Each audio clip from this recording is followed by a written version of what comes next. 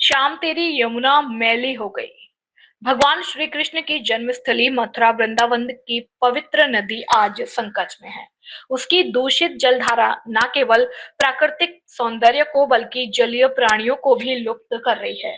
एक समय था जब देश विदेश से लोग और अप्रवासी पक्षी यहाँ भ्रमण करने आते थे, परंतु आज यमुना के अधिकांश तट वीरान हैं।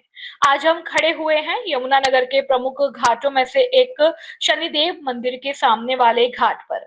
वहां हमारी मुलाकात हुई राष्ट्रीय स्वयंसेवक संजय मित्तल से, जो यमुना मां बचाओ समिति के संयोजक भी है। उनका मन बहुत ही व्यथित नजर आया। उन्होंने हरियाणा के यमुनानगर में ही प्रदूषित होने पर गहरी चिंता जताई और प्रदेश सहित केंद्रीय सरकार से चैनल के माध्यम से मांग की कि कम से कम उस शहर में तो सीवरेज का मल युक्त गंदा पानी यमुना नदी में मत डालें, जिस शहर का नामकरण यमुना नहर के कारण रचा गया है। काश कोई प्रावधान होता तो हम कैमरे पर दिखा पाते कि इस यमुना मैया से इस वक्त दुर्गंध कितनी अधिक आ रही है।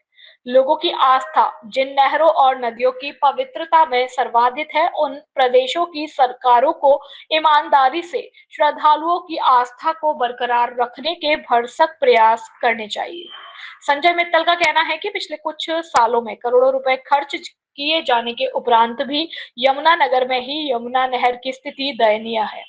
तो ऐसे में जनता तो जनता है, स्वयं भगवान भी नाराज हो जाएंगे, क्योंकि सरकारें सच्चाई छिपा रही है और वास्तविकता कुछ और ही है।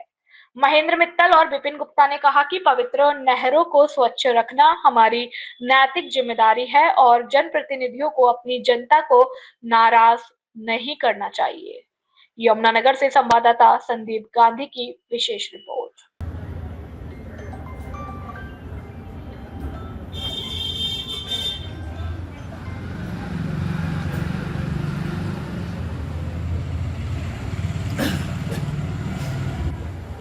जी जय यमुना मैया की जय जय यमुना मैया। आप लोग आज यमुना किनारे पहुंचे हैं, तो क्या वजह रही आज यहाँ आने की? हाँ जी, यमुना मैया की जय। हर हर गंगे, हर हर यमुना मैया। आज माँ यमुना बचाओ समिति की टीम यमुना नगर बाडी माजरा घाट पर आए हैं। पिछले कई दिनों से दिल्ली सरकार, हरियाणा सरकार में यमुना जी को लेकर कुछ वाद विवाद, कुछ तर्क और वितर्क चल रहे हैं।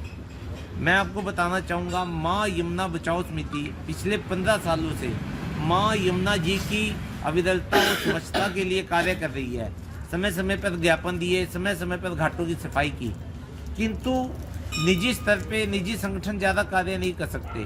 जो कार्य सरकारी स्तर पर सरकारी सहायता के साथ हो सकते हैं।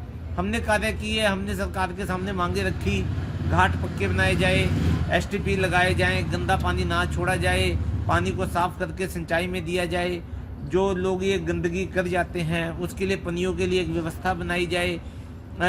यहाँ पहले बैसाखी का मेला लगता था, छठ पूजा का मेला लगता था, किंतु आज यमुना जी की जो हालात हो गए हैं, उन हालातों को देखते हुए आज ना तो बैसाखी का मेला रहा, छठ मेले पे भी जो स्नान करने वाले भगत आते हैं उनको परेशानी होती है।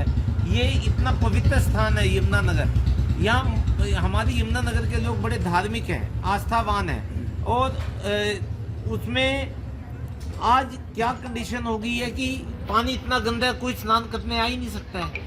और पहले तो हम जब आज से 1990 से पहले जब हम यहाँ खेलने आते थे यमुना किनारे, तो हम यही पानी पिया करते थे। आज की परिस्थिति ये है कि चप्पलें तक तैर रही हैं।